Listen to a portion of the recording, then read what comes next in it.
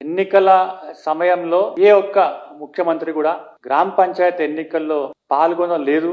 మరి ఈ యొక్క ముఖ్యమంత్రి కాళ్ళకు బల్పం కట్టుకొని ఎన్నికల కోడ్ ఉన్న సమయంలో మున్సిపాలిటీలో ఎన్నికలు పెట్టి అనేకమైన హామీలు ఇచ్చిన తర్వాత కూడా ఈరోజు ఫలితాలు కనుక చూస్తే చాలా తక్కువ ఫలితాలు కాంగ్రెస్ పార్టీకు వచ్చిందని చెప్పి కూడా మనందరం కూడా ఒకసారి ఆలోచించాల్సిన విషయం.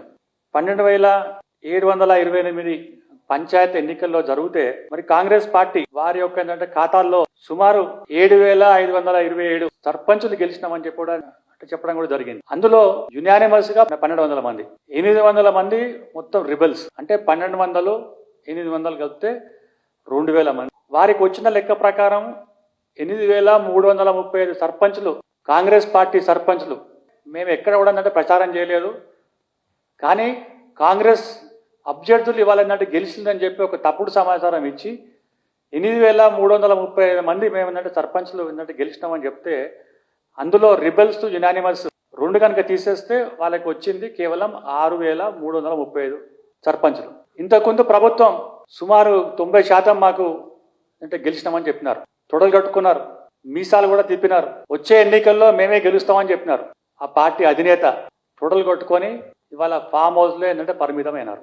మాకు 2018-19లో 163 స్థానాలు ఉంటే ఈరోజు 1000 పైన మేము ఏంటంటే గెలిచినాం. ఓడిపోయిన స్థానాలు కూడా కేవలం 50 ఓట్లతో మేము ఏంటంటే ఓడిపోయిన సందర్భాలు కూడా ఉన్నాయి. అంటే రిబల్స్ కూడా మీరు ఏంటంటే కాంగ్రెస్ పార్టీలో వేస్తే కాంగ్రెస్ పార్టీ నుంచి వారికి టికెట్ రాకుండా వారికి ఏంటంటే పెడితే కూడా మీ యొక్క ఖాతాలో వేస్తున్నారంటే ఇది ఏ విధంగా మీరు ఫాల్స్ నెరేటివ్, తప్పుడు ప్రచారం చేస్తున్నారని చెప్పి కూడా భారతీయ జనతా పార్టీ తీవ్రంగా విమర్శిస్తుంది. ఇదే కనుక స్పిరిట్ కనుక మీకు ఉంటే మరి ఎంపీటీసీ జెడ్పీటీసీ ఎందుకు పెట్టారు? కాంగ్రెస్ పార్టీకి ఇచ్చిన 6 గ్యారెంటీలు 400 ప్రామిసెస్ ఏవైతే ఉన్నాయో అవి ప్రజలు మొత్తం తిరస్కరించినారు. భారతీయ జనతా పార్టీ ఎక్కడ కూడా లేదు, కనీసం భూతత్వం పెట్టినా కూడా భారతీయ జనతా పార్టీ దొరకదు. మీరు పదే పదే చెప్పిన సందర్భంలో ఈరోజు 1000 పైన మాకు మంచి మంచి ఫలితాలు ఇచ్చి సుమారు 1,500 మంది ఉప సర్పంచులు, ఒక 10,000 మంది వార్డు మెంబర్స్ కూడా గెలిచిందంటే భారతీయ జనతా పార్టీ ఇవాళ గ్రామీణ ప్రాంతంలో కూడా డెవలప్ అయింది.